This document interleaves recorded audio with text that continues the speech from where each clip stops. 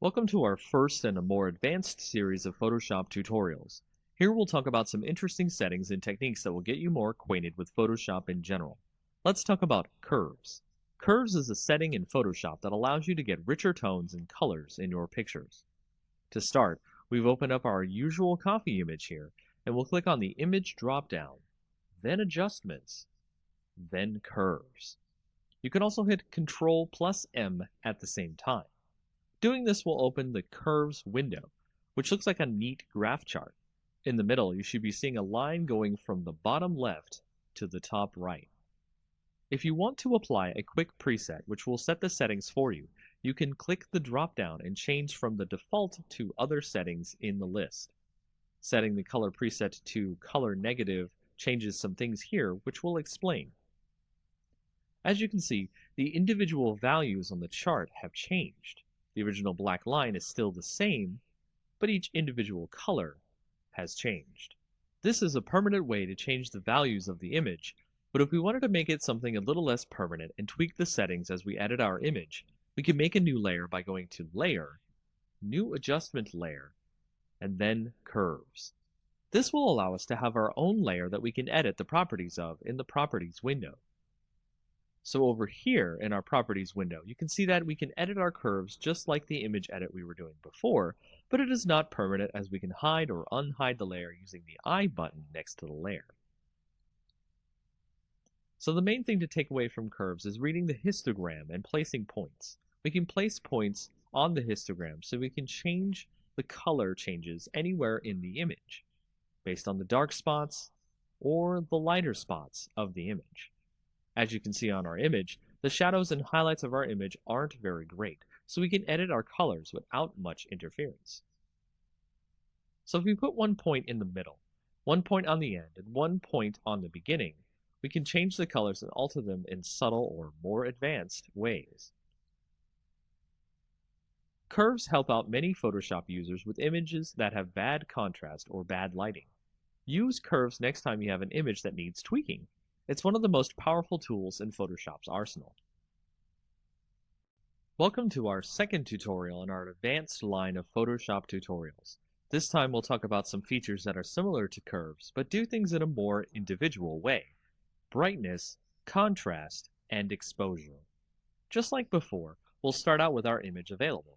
As before, we could alter the image from the Image drop-down and brightness and contrast under the adjustments, but we'll create a new layer using Layer, New Adjustment Layer, then Brightness and Contrast.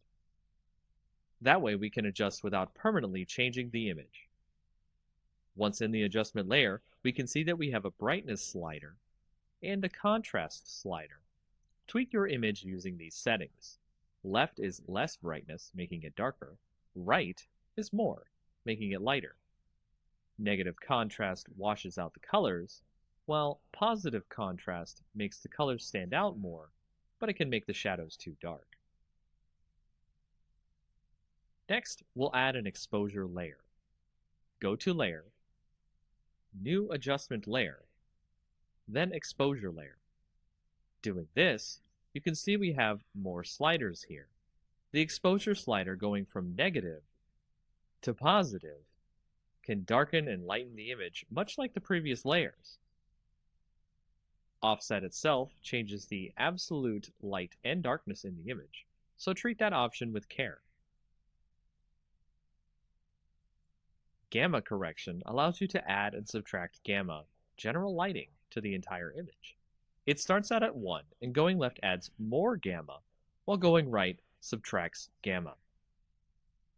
Using all these options allows you to tweak the image as you see fit, so you can make best use of lighting to get the image you want right for your projects. Welcome to the third advanced tutorial in our Photoshop series. We'll be talking about the hue and saturation layer, which works similar to our other layer and adjustment tutorials. Here I have my own image open from before. To set up a hue and saturation layer, just like before, we'll go to Layer, New Adjustment Layer, then put a new hue and saturation layer down on top of the original image. So with hue and saturation, we can see that we can adjust the layer's colors, hue, The saturation, how deep the colors are, or how light they are, to grayscale, or lightness, how dark or light in general the image is. In an image, you can make the colors much more vibrant by sliding the saturation more to the right than usual. Here we can see our copy image stand out much more visually. And if we change the hue towards more of a red spectrum, we can get the copy image to be very strong in color indeed. Use the lightness slider to make sure that things aren't too bright, as extremely vibrant color can be akin to looking into the sun for some viewers of your images. That's all for this tutorial, as you can change images you see fit to make them pop. Welcome to our fourth tutorial in our advanced series. This time, we're going to go with a more exercise-focused approach to help you get more acquainted with what a client wants and needs for their projects. Today's exercise, creating web banner ads for a client. There are many sizes that a client needs for their projects, and when doing web banner ads, you may need to do all or some of them. We'll go over the industry standards so that way you can make the banners needed for your projects. The first size we'll go over is the large leaderboard. It's 970 by 90 pixels. To start, we'll create a new image, and then we'll set the width to 970 and the height to 90. That'll give us the dimensions of the image that we want. We'll create a simple white background here. Then apply a quick text add. Make sure your text is in black so it shows up on the background.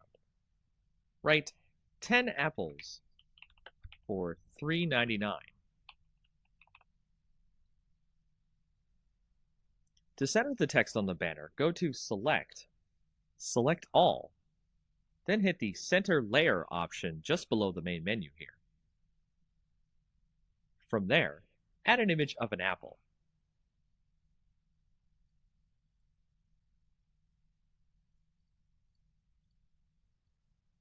Here I've added a quick image of an apple I found on the net to both sides of the banner to give it more of a friendly look.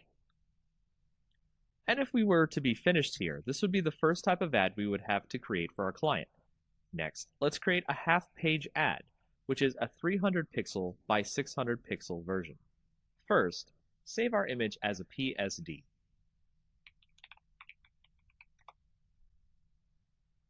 Now, change our image to a 300 by 600 canvas.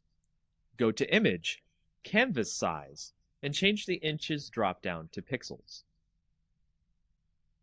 Here, type in 300 width, 600 height. You'll notice our apples and text is now strangely off screen, and our background isn't fully white. We'll fix all of that and show you how to continue to make other sizes of ads. If you notice, the apple images aren't exactly gone. They're just off screen to the image's canvas. Let's bring those apples back to the top and bottoms of our image now. Then, let's use the paint bucket icon on the left and fill in our white background again. Remember to click the correct layer, which should be the first layer in your order.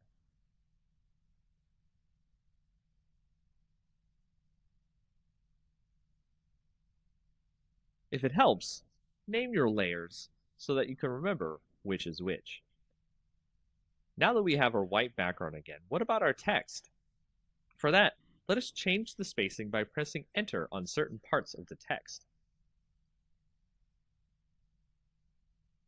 Here at Apples should do it.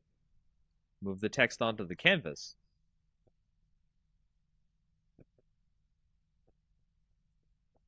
And resize the text as necessary. For vertical text, I like to use centered text under the Paragraph tab of the font properties for a more pleasing aesthetic. And there you have it. We have a new ad that can save as a separate PNG or JPEG from our original Apple ad.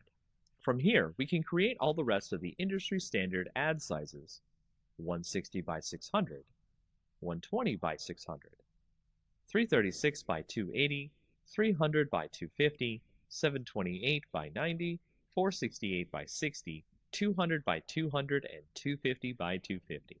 See if you can make Apple ads for each one of them. For our next project design tutorial, we'll work on creating some great YouTube channel art for yourself or for any clients using Photoshop. Let's get started with the correct size for YouTube channel art.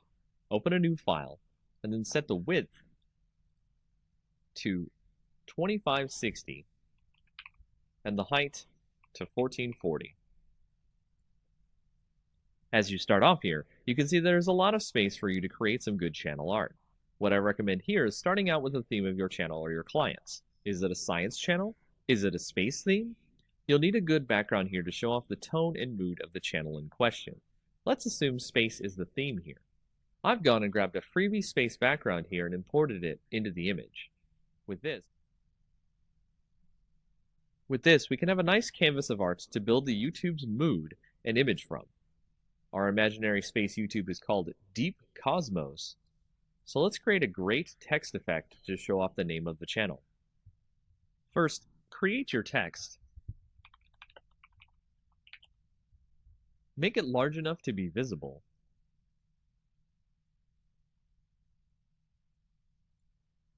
Then set the color by clicking the color part of the properties window and clicking a part of the image. Then we'll go into the layer blending option,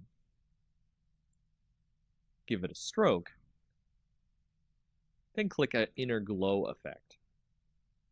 I've also used a different font here to give more of a unique look here. The type of font is up to you. I also recommend stacking the text on the right so the rest of the art can breathe and show off the theme for the channel. Add more text in a readable font, probably not cursive, for what the channel is used for, space exploration.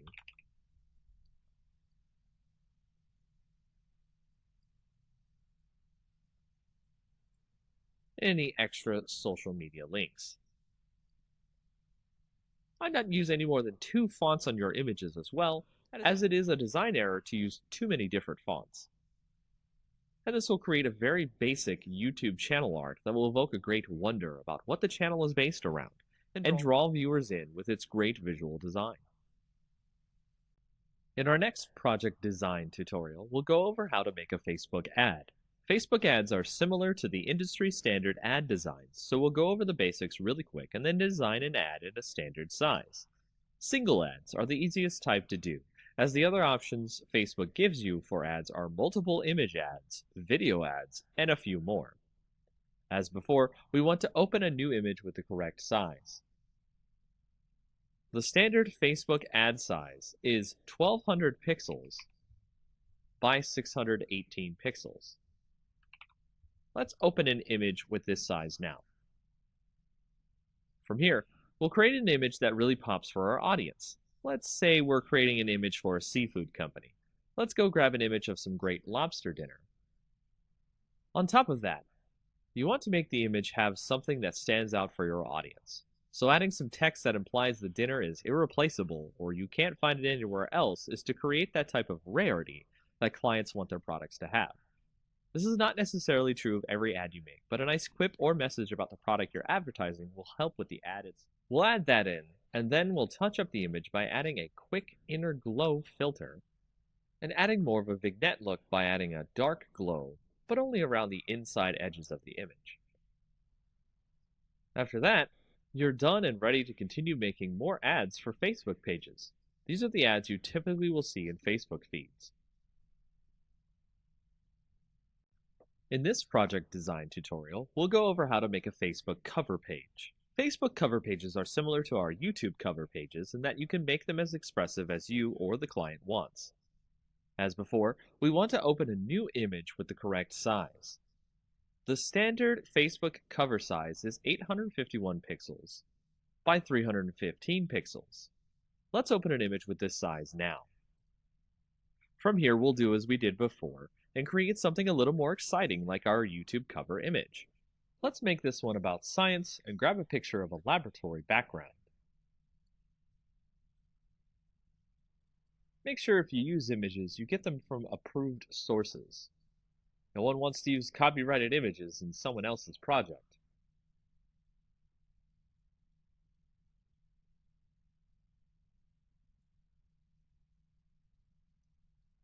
Here we'll add some text, as well as maybe some other social media URLs in our image to give the impression that the page is outside of Facebook as well.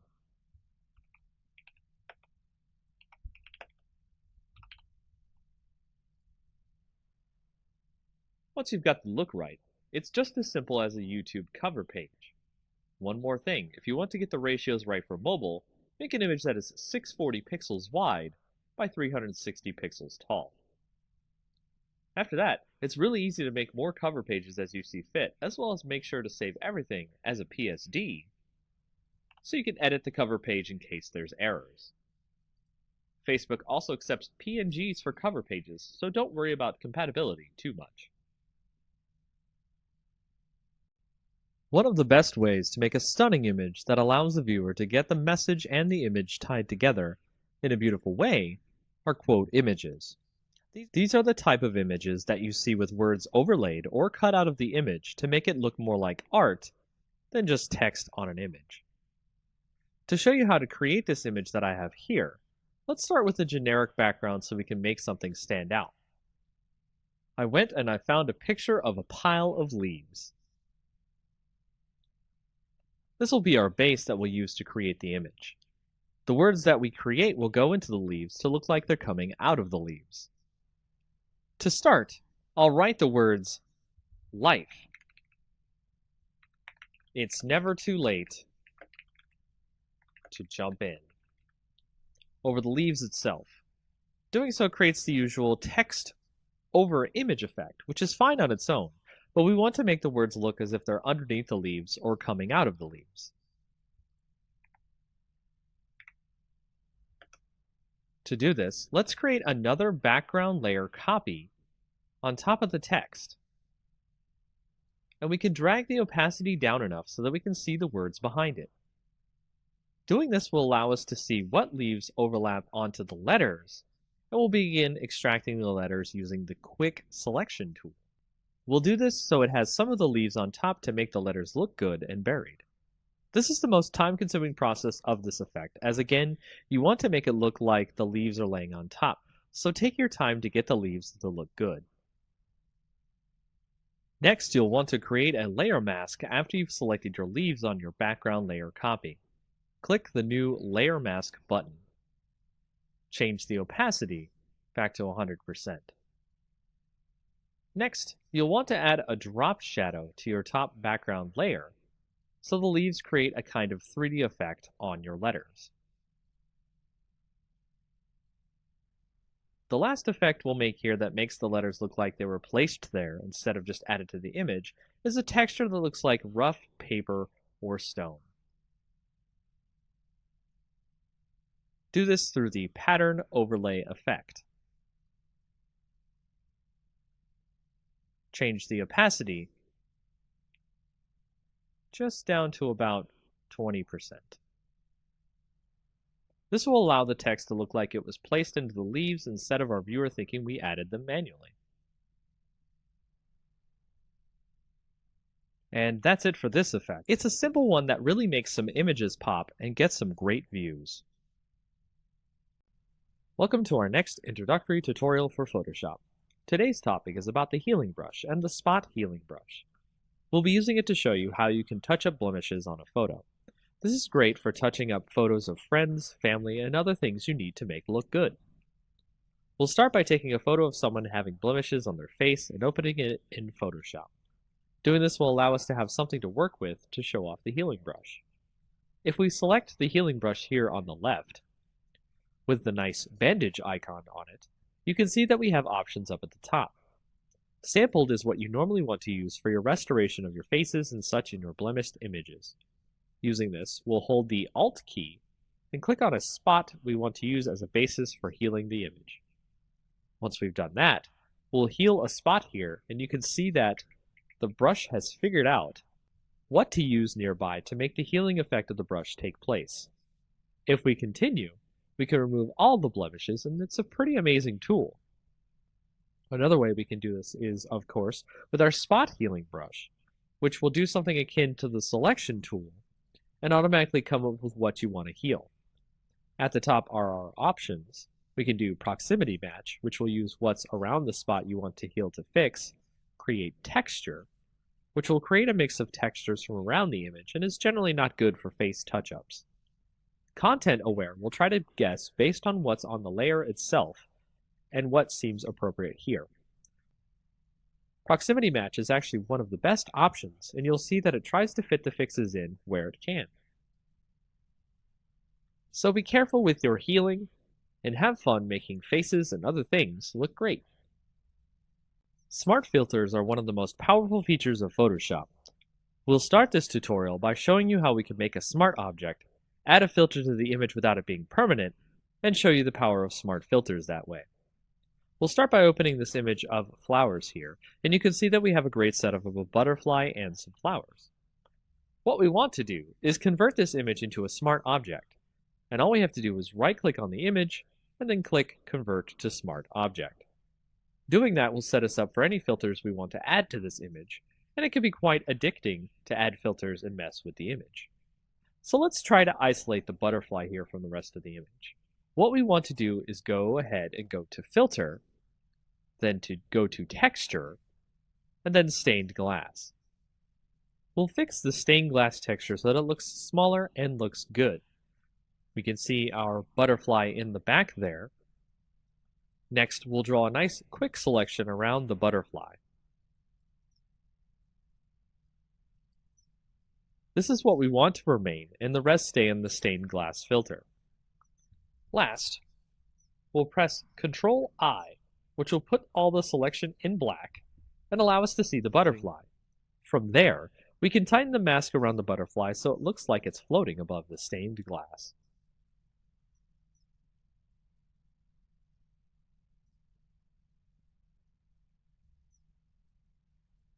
And that's just the basics with what you can do with smart filters. Easy, simple to use, and you don't have to worry about them permanently editing the image this way. This next tutorial will go over the basics of how to create a great image dispersion effect. This effect is great because it looks like the image is being torn apart, but in a way that looks realistic and graphically amazing. Let's learn how to do this together. I've opened up an image of a man here.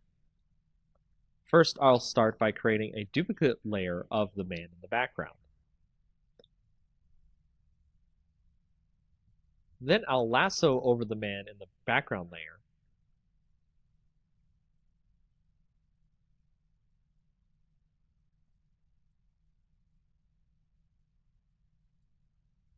Right-click, and then do Fill.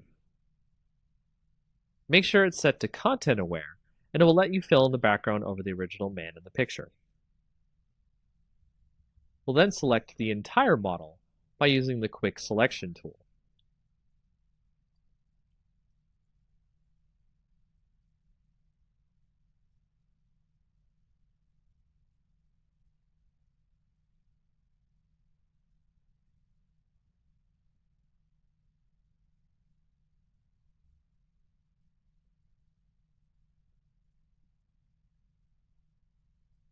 From here, depending on your Photoshop client, you can use Refine Edge or Select and Mask and give more of a refined edge to the hair on the model, so we can pick up individual hairs and outlines. Before clicking OK on the Refine Edge, let's output the selection to a layer mask.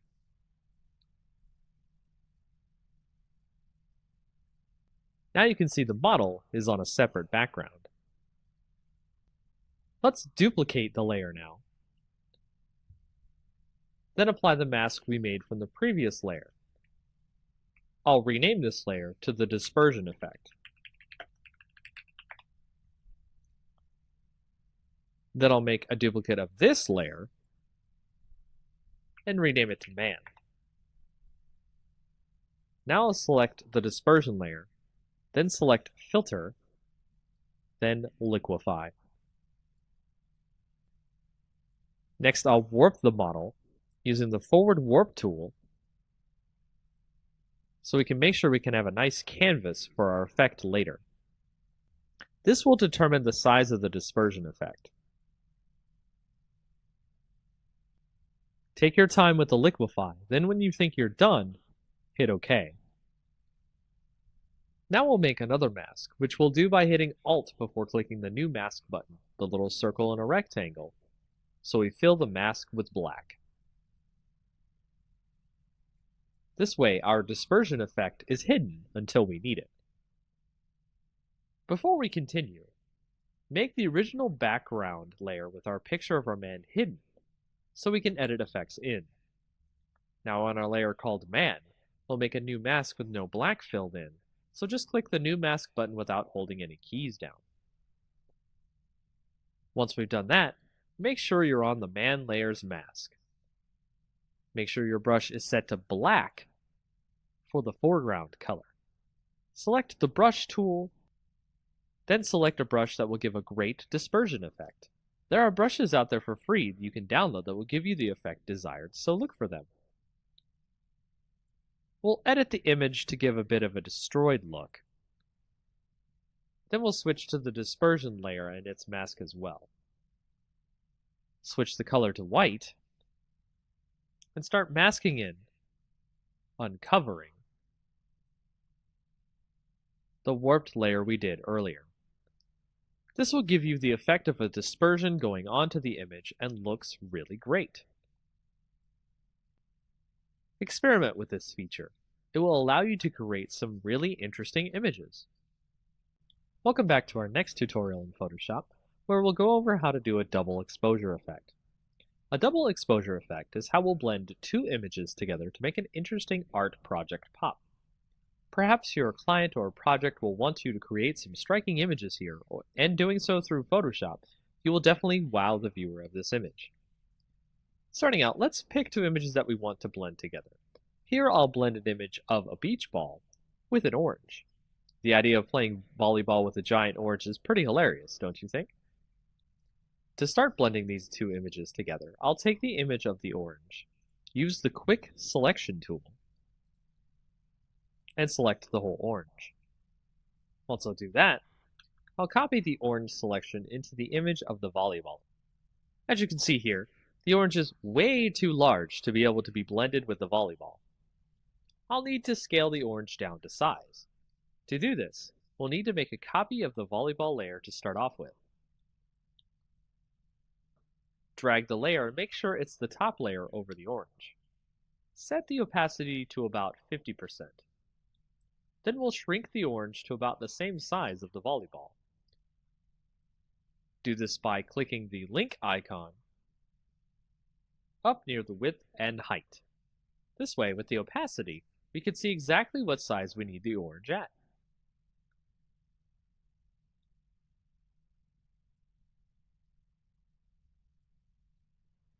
Apply the transformation when done. Next, we'll create a layer mask by clicking on the orange. Control-click the image to select all. Then move to the volleyball layer and click the New Mask button at the bottom. Once we have that mask, we'll make a copy of the orange layer and then make a black mask of that layer by holding the Alt key and clicking New Mask.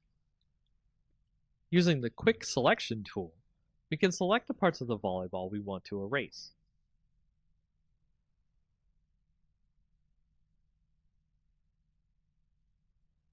Once we've gotten the image the way we want, you can see that it has this great dual blend effect of having a volleyball that looks like a huge orange. Make sure to leave on the background for the largest effect of showing off the volleyball orange in the scene. Now you know how to use layer masks to blend two images together. Welcome to the next tutorial in our Photoshop series. We'll be doing this tutorial about a great neon text effect for your text.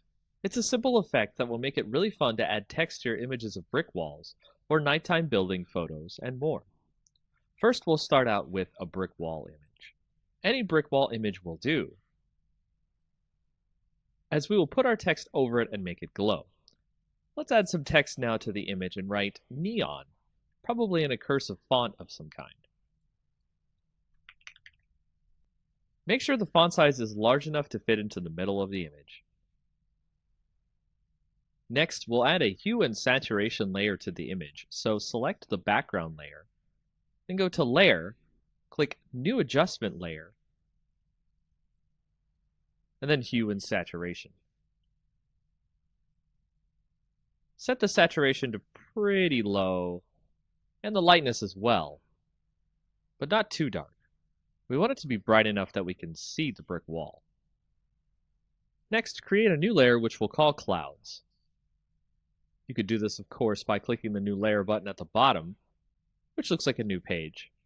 Here we'll add clouds to the layer by clicking Filter, then Render, then Clouds. Create a black layer mask on that cloud layer by Alt-clicking the New Layer Mask button.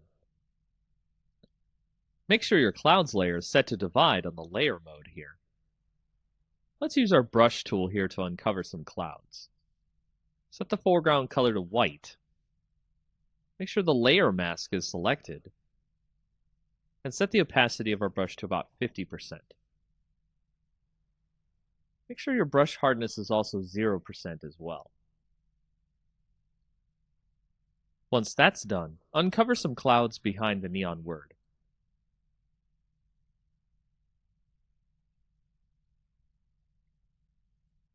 Next, we'll start working on our text. Make sure to change the font of the text to something blue if it isn't already. And go into the layer blending modes. We'll add a bevel and emboss effect to the text, making sure the style is inner bevel. The technique is smooth. The depth 185, the direction up, the size 3, and the soften 16. We'll also add an inner shadow effect, where the blend mode is multiply, the opacity 40%, the distance 5, the choke 0, and the size 5. Then we'll add an inner glow effect, where the mode is screen, the opacity 75, the noise 0, the choke 0, and the size 8. Make sure to make the technique here source center. Then hit OK.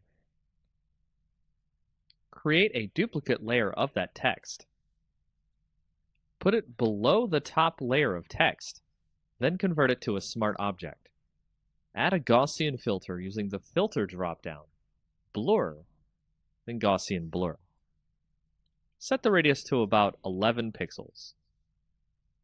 Now we'll create the wire that the neon sign is connected to the wall by creating a new layer above the clouds layer. Set your brush first to one with a full hardness, then about 13 pixels in width. Use the pen tool here on the layer and click and drag out a line across the layers here in a curvy wave. Right-click on the line and click Stroke Path. Make sure the Simulate Pressure option is turned on. Right-click the path, then click Delete Path. We'll add a blending layer effect to the line, bevel and emboss. Make sure that the depth is 245, size 0, and soften 3. Lastly, we'll add a more soft blue glow to the clouds in another layer. Add another layer on top of this layer, then switch to a soft brush with no hardness, with the size close to the size of our letters. Set the opacity to about 63%. Brush in some blue. Set the layer blending to soft light. And there you have it. Our neon sign is complete. Welcome to our next Photoshop tutorial. This time we'll be doing a great fire text effect. This can create a great illusion of text that looks like it's either made of fire or on fire. We've already started with a great fire effect image we'll use later in the tutorial. We'll proceed by opening a new file, making the height 1280 and the width 720. Change the background to black by using the Paint Bucket tool, and make sure the foreground color is black. Use the Text tool next, and a great tall font. I'll type the word fire here so we can see the effect on it later. Let's go to the blending options on our layer and add an outer glow. Change the color in the box here to F70300, then hit OK. Select the satin blending next and change that color to 872D0F, and hit OK as well. Change the opacity on the satin effect to 100%. Change the distance to 10 pixels, then hit OK. Now select Inner Glow. Change the blend mode to color dodge here. Next, change the color to E5C23B, then hit OK. Change the opacity to 100%, the size to 10 pixels, then hit OK. Now we're done with our text, so hit right-click on the text layer and rasterize our type. Now we're going to fade out the top of our fire text. So use the eraser tool and set the brush to 250 pixels with 0 hardness. Erase some of the text as you see here.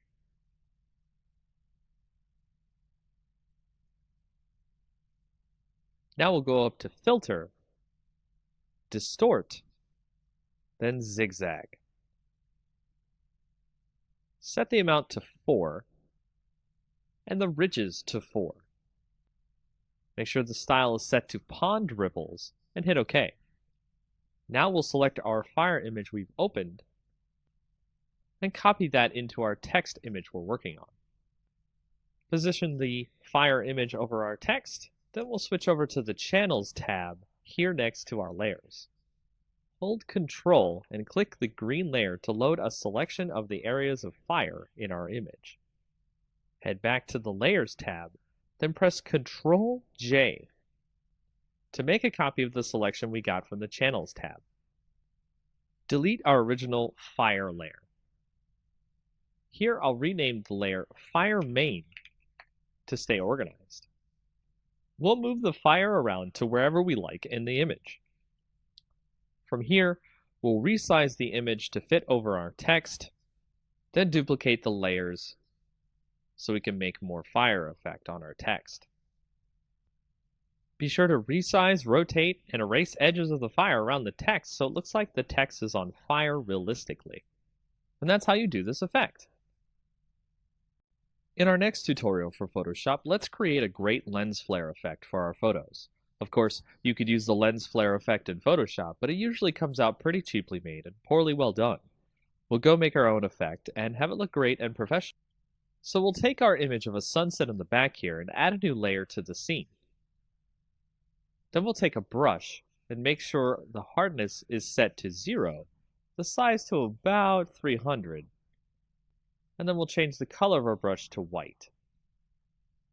Next, we'll paint a spot, and then zoom in to the brush effect on our image. We'll add some noise to our effect using Filter, Noise, Add Noise. Use about 3.5% of noise. Make sure it's uniform and monochromatic. And hit OK. The noise is going to prevent the effect from banding if we scale the effect. Now let's duplicate the layer. Through the right-click Duplicate Layer option, or you can use Ctrl J. We'll name the new layer White, and the old layer Orange. Next, we'll add color to the orange layer. Hide the white layer. Then go to Image, Adjustments, then hue and saturation. We'll color it by turning on the colorize option. Move the hue over to a nice orange and the saturation near 100%.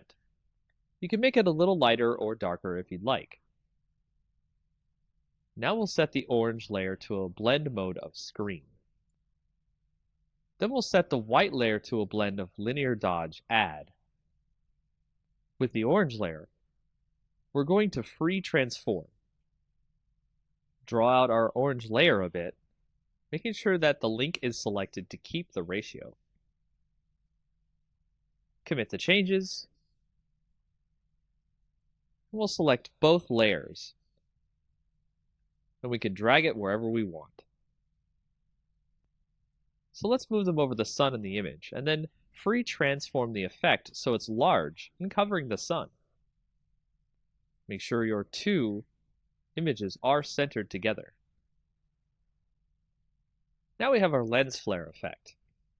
If you want to make sure that you don't want to wash out the color in the image, go to the orange layer, set it to screen, and then the white layer to linear dodge add. Change the opacity of the orange layer down to 50% or so. With the white layer, we're doing the trick here, which is the fill opacity rather than the actual opacity. Set that to about 15% or 20%. You can play with the opacity and fill layer here, and also do some transforming and stretching the lens flare effect to hit more parts of the photo. This is a very quick and easy way to generate a lens flare that you have full control over the way it looks on your image. Welcome to the next tutorial in our Photoshop series. We're going to go over a way to create a quick lomography effect. And a lomography effect is a type of effect that you might see on Instagram photos or other types of photos that make it look kind of a hipster-like or retro look. Now, it's very easy to create this look. It's actually extremely fast to create this look in Photoshop. All you have to do is open up a photo. You can see, for example, I have a photo right here. You want to go to Layer, New Adjustment Layer, and Curves. And we're going to make a new Curves layer here. Now, I'm going to make the Curves layer called the lomography effect, which we'll go ahead and type that in. And you can see we've got a nice little layer that goes over our background. It also has its own layer, so that way we won't have to worry about making the effect on the image and not having it affect the image permanently. So the way we start this effect is we go through and check out the curves. So we've got the histogram here, and we want to start out by actually putting a point here and dragging it down a little bit, which you see will actually drag down some of the shadows in the image. And then you want to put a little point up here and drag that one up, which will actually drag in some more light into the image. Then we'll go into the red, and we'll actually put a little point there, drag that down a little bit so we can get some more in there. But we actually want to drag the shadows up a little bit so we can get some more darkness, depth to the image. We also want to drag up the end here as well, and go to the green, and do the same thing, drag up a little bit there, drag down a little bit at the top. And then when we get to the blue, we'll actually do this a little bit different. We actually want to drag up on the previous one, and we actually want to drag down at the top here, which will actually add a lot of different blues to the image there. So if we go back to the original RGB, we can actually pull up the shadows a bit, because we want to create that kind of soft tone in the shadows as well. And by doing that, that allows us to create a great lomography effect. It's actually kind of overdone here. It's a little bit too much on the image. So if we go to the opacity, and when you turn the opacity down to maybe about like 50, 55, you can see that it has put itself over the image, and you can see a nice effect on your image that gives it kind of a hipster or retro look. And you can turn on and off the layer to see the difference in the image as we put the Lomo effect on. And that's pretty much it for this tutorial. Welcome to our advanced GIMP tutorial, where we'll actually show you a way how to do digital black and white conversion. It's quite an easy effect to do. We'll start by opening up an image that you might have seen before on a previous tutorial. We'll open that up and we'll show you how we'll be able to do the conversion here. Now, you can do a saturate effect in GIMP as well, but what I like to do is create a new layer. So we'll go over here and we'll go ahead and make a new layer. We'll make that transparent, that's fine. And from there, we'll also create a layer mask. So go ahead and add a layer mask to this layer. Make sure that it's set to white so it's full opacity. And you want to change this layer's mode to saturation. And by changing this layer's mode to saturation, you'll be able to change the opacity on the saturation on the layer. To get the saturation on the layer, you'll go over to the bucket tool and you will put in black on the actual layer itself. And this will create desaturation of the layer. And you'll be able to see the entire layer is in black and white. Now, you can set the opacity on this so the effect is not that dramatic. So you can have some color, you can have less color, all the way up to 100%. So you can change this as you will, instead of just using the saturation effect, which will be one time only. You can use this to great effect to choose the granular control over the black and white conversion effect. Now, what you can also do is with this and having the mask, you can go to the original layer itself, use the scissors tool, and you can pick out parts of the image you want to have in color itself. So if you see here, I have picked out some of the glasses to be in color, and the scissors tool is one of the best tools for this as it tries to find the edges of the glasses on our background layer here. And of course, you could drag each point to make sure it tries to find all of the different parts of the glasses, and then we'll go ahead and click inside to select it. And if we do that and then go back to our layer mask for our saturation layer, we can go in there and we can select the brush tool, make sure it's set to black because we're going to be painting on the layer mask so we can make the color shine through. And you can just start painting in those glasses there and make those glasses show up in actual color compared to the rest of the image. And that's just a very quick way of how to do digital black and white conversion in GIMP. Welcome to the next in our tutorial series about GIMP. In this next tutorial, we'll go over a quick way how to do a coloring of a sketch that you might scan in or you have received on the internet. And it's really easy to start coloring in GIMP. To start, we'll go ahead and have our sketch open, as you can see right here, and we will go ahead and add a new layer above that sketch. So we'll go ahead and make that a transparent layer, and we will also make sure that that layer is set to multiply instead of normal, because if it is set to normal, you'll just draw the color over the sketch beneath that layer. But with multiply, it actually adds the color over the layer, but in a way so that the previous layer on the bottom shows through. So if you see right here, we've set our color to something that's a little bit more skin toned. Make sure to do that as well, hit OK. And then we will start coloring in over top our sketch. And you can see just by coloring in here with the color that we picked, a nice skin tone color, we can start to get the sketch to look more like something that is 3D or an actual colored in sketch. Now this is a part of the longer process here, is to color in all the parts you need. So I'm going to do just a really quick once over so that way it doesn't take too long and you can see the effects, but also we're not too worried about it being too messy. So as you can see there, I've colored in her face on this sketch. What we can also do is switch a little bit to the burn tool. We'll switch to the dodge and burn tool, then we'll switch to burn down here at the bottom on the options, so that way we can put in some shadows in the image where we think where the shadows are. And we can make sure to change your size of your brush. You can use that using the bracket keys on your keyboard. Left bracket, right bracket changes the size of your brush. And we'll brush in some shadows here on the image, right where the shadows seem to be. If you have a sketch that has the shadows on it, it makes it easier for you to burn in some shadows. And every time you click and burn in the shadows, it will stack on top of each other, so it will make the shadows darker and darker as you continue burning. Now you can see that there are lines here that we can easily tell between the color and the shadows. So from there, you can do a little bit of smudging, and smudging allows us to mix the colors together so that way they are not just lines on the picture. So we'll actually turn down the rate here of the smudging so that way it's not too obvious, and we'll start doing a little bit of smudging on the image here. You can make the lines turn into actual colors instead of very apparent as lines. And that is a very quick and easy way to get started with coloring in GIMP. Welcome to the next in our tutorials about GIMP.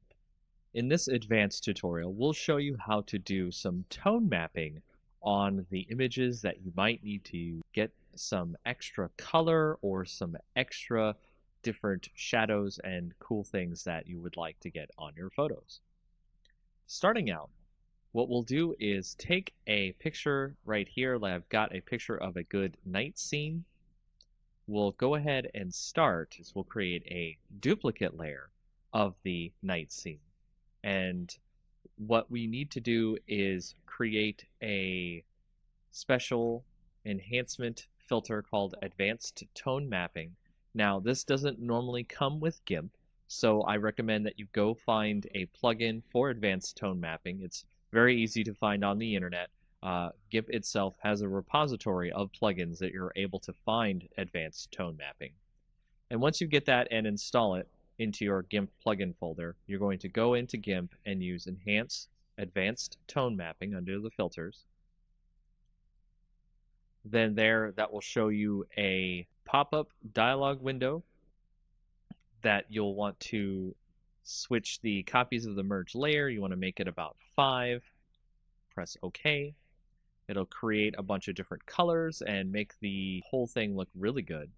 From there, you want to right-click on the layer and click Merge Down, and just merge down until you get one picture, one layer. Next, you'll want to go up to the colors and do levels.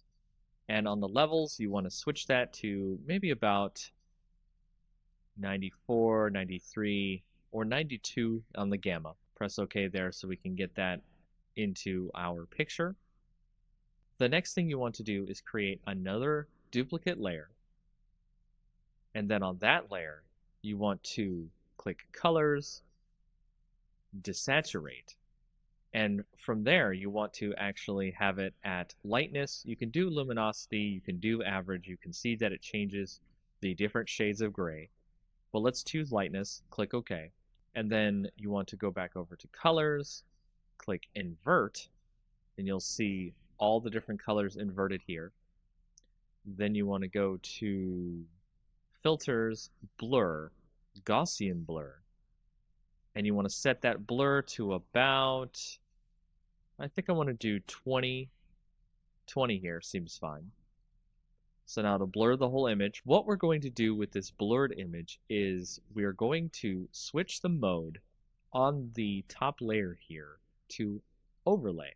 And now you'll see it has overlaid onto our image down below. And you want to tweak this by using the opacity bar over here on the right.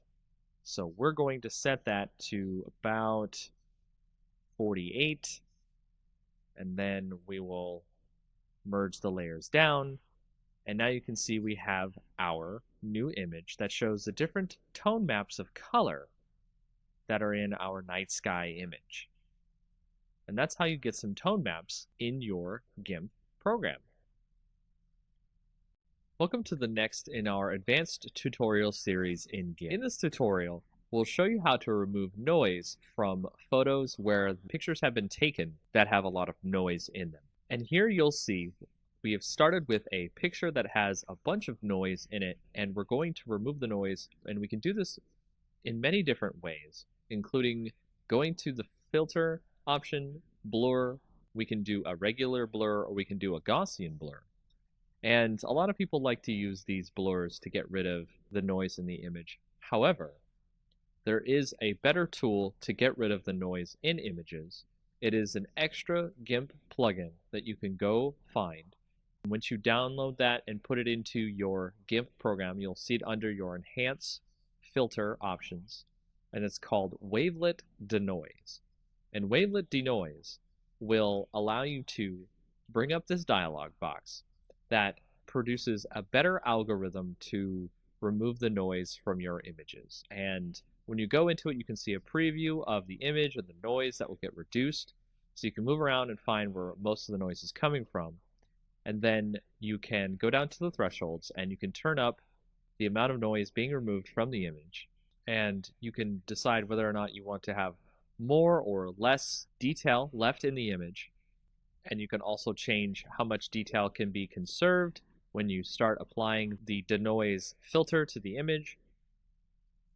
And then you hit OK, and you can see that it has reduced a lot of the noise in the image, and you can tweak this as you like. And there are many other different ways you can do this, but this is probably one of the best ways to remove noise from an image to make it look a little bit better to your clients or to any projects you might have in the future. And that is a quick way of how to remove extra kinds of film grain or noise in your images in GIMP.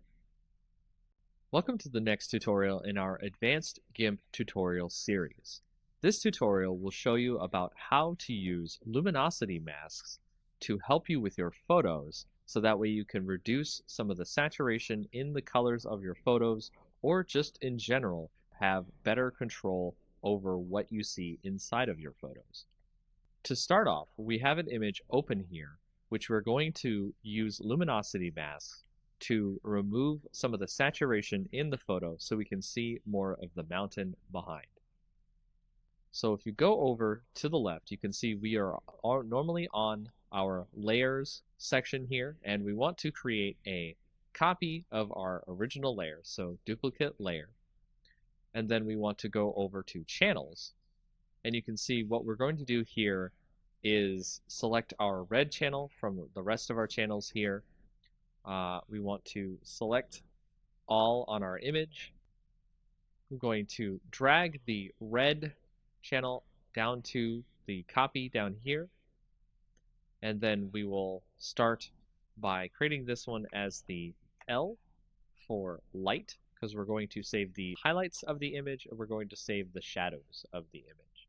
We'll start this by right-clicking on the light part of the image, and we will subtract from selection. Make sure your entire image is still selected. That will select the darker parts of the image. And we will go to select, save to channel. That'll actually save the shadows of the image. So we'll save that as D for dark. And then if you right click on our layer again, our light channel here, click subtract from selection one more time, it gets even further darker, and we'll save that as DD. And then we'll go back to our lights again, subtract from selection one more time, and we'll save that as DDD. So that way you can see all the different shadows have been saved now out of our image, and we'll now go and save the lighter parts of our image instead of our darker parts. So select none, then go to our darker parts of our image, select all, and when you do this, you will get the lighter parts of the image instead of the darker parts, and you will do the same thing as you did before, which is you will click Save to Channel, and then I'll save this as LL, go back to the dark parts, subtract from selection, and we'll do it again, select, Save to Channel, and then we'll save that as LLL. In doing this, you will have created a whole bunch of different channels for your different shadows and highlights in your image, and we'll be using that as a part of our layer masks to create luminosity masks. Now if you go back over to the layers, you can click on your copy, which I'll set here as light mask, and then I'll make another copy of this, which we'll call the dark mask. And then for the light mask, we'll right click and then make sure that your selection is none. So we'll right click on the light mask, click add layer mask. Instead of normally you would make it white, We'll set it to channel. And you can see under our channel, we actually have all of our different channels here for our shadows and our highlights. So if we go to our light channel, we can add that, and it will actually change it so you can see our light channel removes all of our shadows from the image. And now we're able to edit the image of our luminosity layer by going to colors and colorize, making sure that our light mask layer is chosen, not the mask itself. And with the sliders here, you can see I can change the hue of the image to make it a lot better, and the lightness of the image, so that way it can come through without too much saturation going on in the image. And you can compare that to the original image, which you'll see here.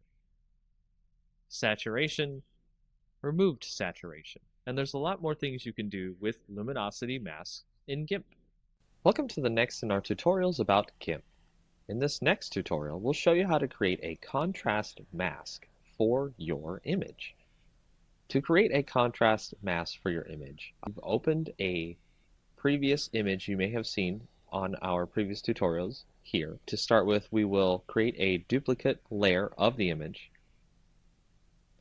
Then on there, we will right-click, click Add Layer Mask, and you want to initialize the layer mask to a grayscale copy of the layer.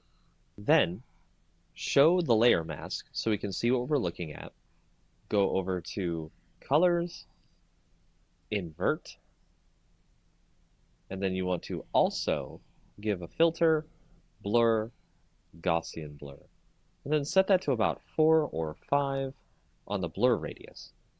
Next, go back to your layer mask, click Show Layer Mask to turn it off, and there you can see we have our contrast mask on our layer. Now make sure to set your layer to overlay instead of normal, so that way you can see our contrast on top of our bottom layer in GIMP. And you can change the opacity, so you can change the contrast through this contrast mask in GIMP. And that's all you need to know about making a contrast mask in GIMP. Welcome to the next tutorial in GIMP. This is a very quick tutorial, part 1, about changing background color in GIMP. It's actually a very quick way to do this in GIMP, especially if you have an image that already has a background color you'd like to remove. So the fastest way to change the color in your background is go up to Colors, Color to Alpha, and then you will see that there will be a color picker that you can pick down here, a little drop-down box from blank color to alpha, and then you can click on this little eyedropper here, click on the image, then go back to your color picker, press OK, and you'll see on the preview that it has removed the color from your background. Click OK there. The color will have been removed from your background. You may now add a new layer to your image. Make sure to have it as a transparent layer. Drag that layer beneath your current layer, which you removed your color by putting it into alpha. And then you can use the bucket fill tool to switch to any other color you'd like to add to your image. And that is the very basics about changing a background color in GIMP. Welcome to the next in our tutorials about GIMP. In this tutorial, we're going to show you how to change the background color in GIMP. This will be part 2 of our tutorials showing you how to change the background color. Another way you can change the background color in GIMP that is quite easy is go to your image, right-click, add an alpha channel if it doesn't have one already, and then from there you want to use the fuzzy select tool to select the part of the image you would like to delete to give ourselves a transparency. So you can see here it has selected all of the color besides the text itself, and if we were to continue from here, it would actually get rid of the background except for the other colors that we need to get rid of inside of the letters. To add the circles inside the text, you want to hold down the Shift button, which will add a plus symbol next to your fuzzy selector, and you can now add those bits inside the text into your selection. And doing so will allow you to delete all the parts of the image you want to get your alpha channel. So once you're finished there, just hit delete on your keyboard, and you'll see the background is now fully removed. And just like before, you can add a new layer with a transparency, put that below your current layer, and add a new color to your image by using the bucket fill tool. And that's another way about changing background color in GIMP. In our next tutorial in GIMP, we're going to show you what some of the blur filters can do to our images and add extra cool effects that might not be available elsewhere. We'll start by using our blur, Gaussian blur, motion blur, and pixelize blur filters, and that way you can see all the neat types of things you can do with your image. As you can see, we started with a bunch of duplicate layers of our original image and renamed them to blur, Gaussian blur, motion blur, and pixelize. From there, we can select our blur layer, turn that visibility on, and then go up to the filters, blur, and then blur. And it'll add a subtle blur effect to the image. You can see it on here. It's now much different from the original image. The details have been lost. And then we'll go up to our Gaussian blur, turn that visibility on, go to filters, blur, Gaussian blur, and we'll turn the blur radius to about 11 seems fine. That's our Gaussian blur. And then we'll go to motion blur, turn that one on. Go to filters, blur, motion blur. We're going to make it a zoom, maybe about the center of the image here. The length of the zoom we'll put about 28, and it'll take a little bit longer to do this effect if your image is large. So now you can see that there is a kind of rush to get to the mountain look to the image. It's really cool. Then we'll go to our pixelize layer. Go to there, go to filter, blur, pixelize, and it'll create a kind of chunky pixel look to the image. So it'll actually kind of blur it out in something that's kind of like if you censor an image or protect someone's face or anything like that, you might see somebody has done something like this. So we'll set the pixel width to 7 and the pixel height to 7. And that is the pixelized blur on our image. So if we want to go back to regular blur, let's remove all the different visibilities of the other image. And we can change the opacity on this blur, so we can change how much of the blur obscures the image, which is okay. If we go to Gaussian blur, we can do this with our opacity in such a way where we create kind of a hazy look to the image. You can see it looks like it's in some sort of a dream. Then to motion blur, if you wanted to change the opacity on there, it creates more of a kind of like ray-like effect coming out from the image itself. So you can dial that in as much as you want or as you like. Then if we go to pixelize, we can do the same thing where we can turn the opacity up or down on that, but it just changes whether or not the blocks show up. What we can do here is we can select part of the image and we can create kind of a border in the image. And to do that, we've selected a spot in the image.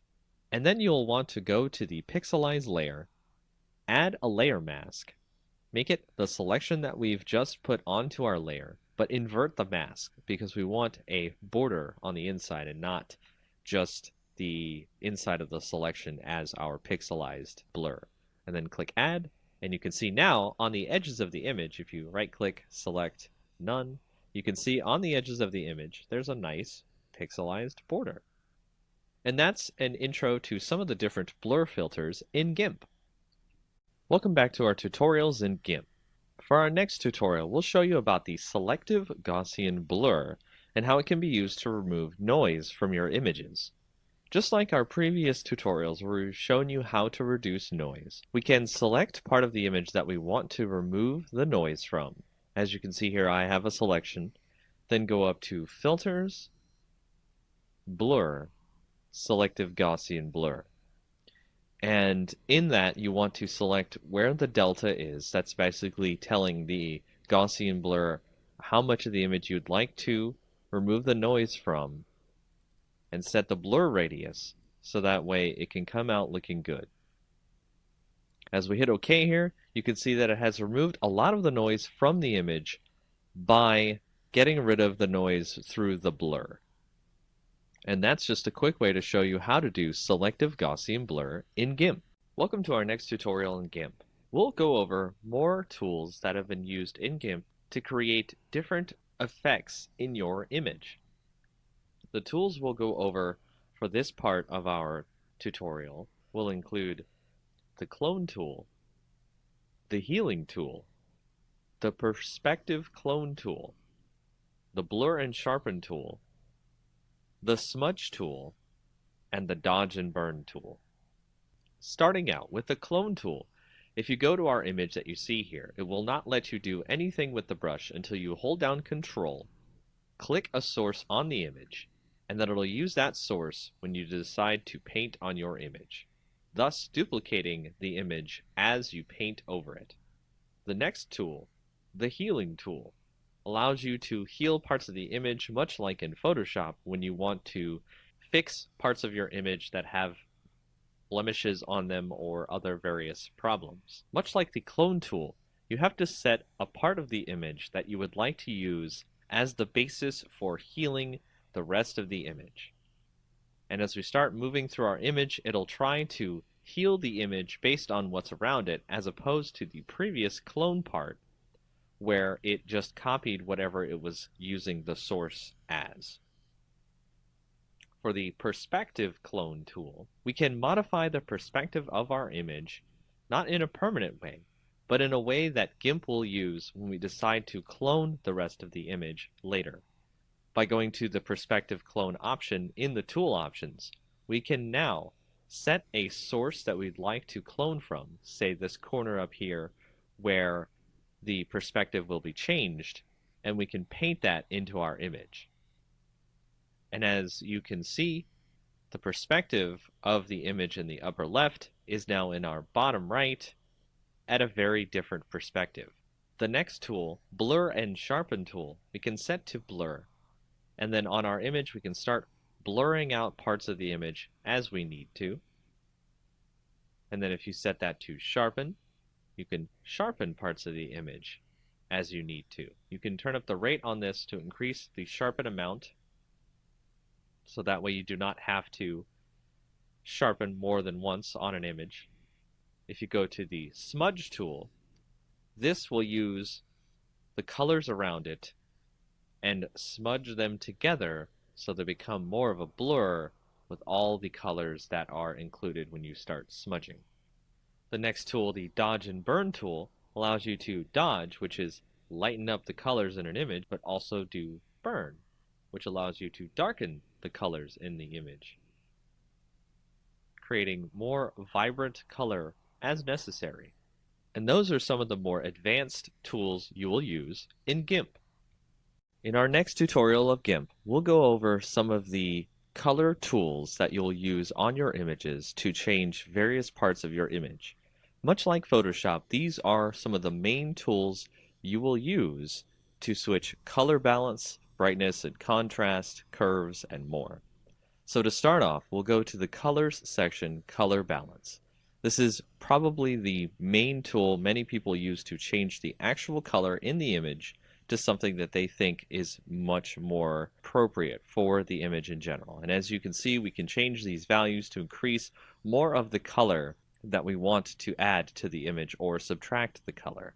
And we can change the shadows, the midtones, and the highlights of the image. The next tool is Hue Saturation, which allows us to change overall the hue colors that are added to our image.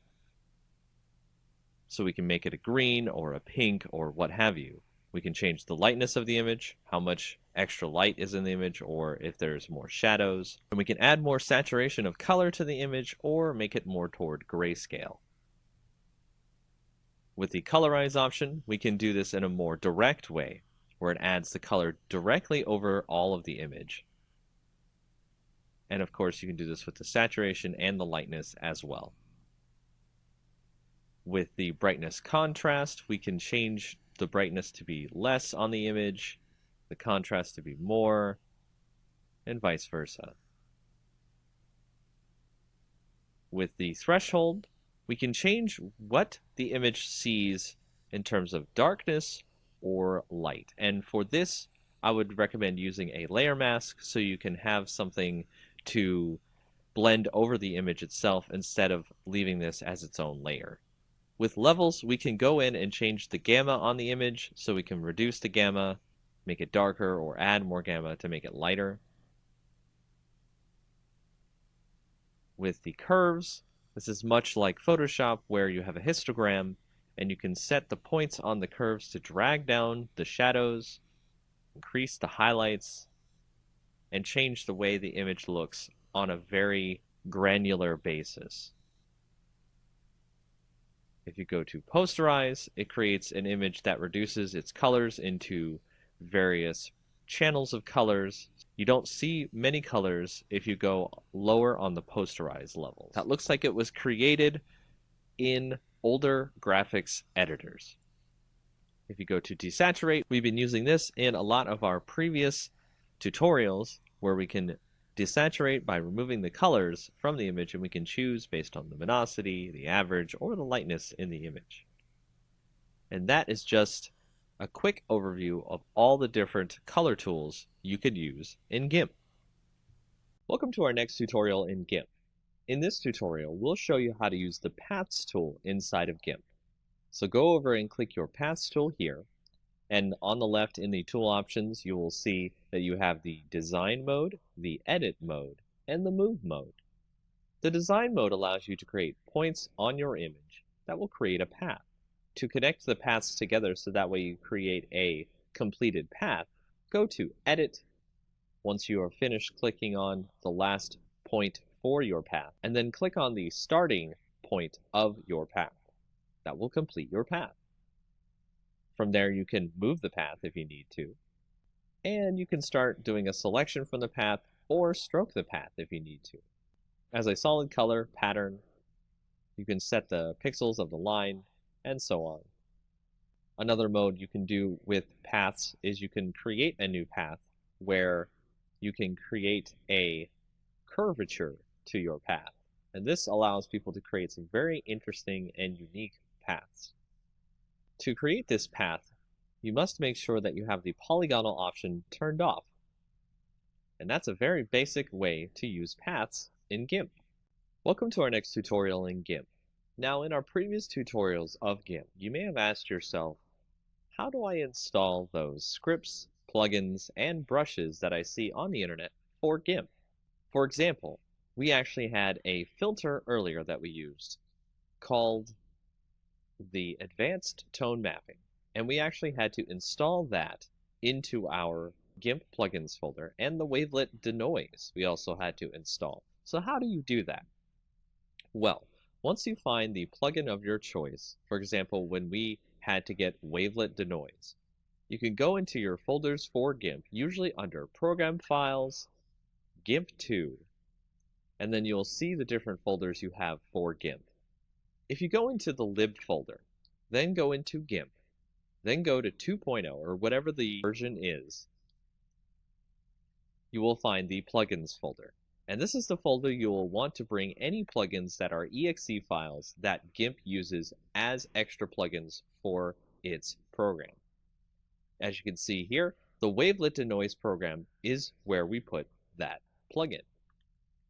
For other different things you want to put in your GIMP program, you go to the Share folder, the GIMP folder inside there, the version folder inside there, and then you can see that there are brushes folders, scripts folders, and various other folders you can bring extra things into GIMP to use for your projects. So if you have a script, for example, the Advanced Tone Mapping script, this is where it goes inside your GIMP program. And once you've put those files into the correct folders you need to put them in, all you have to do is restart your GIMP, and you are ready to use your scripts, plugins, and brushes.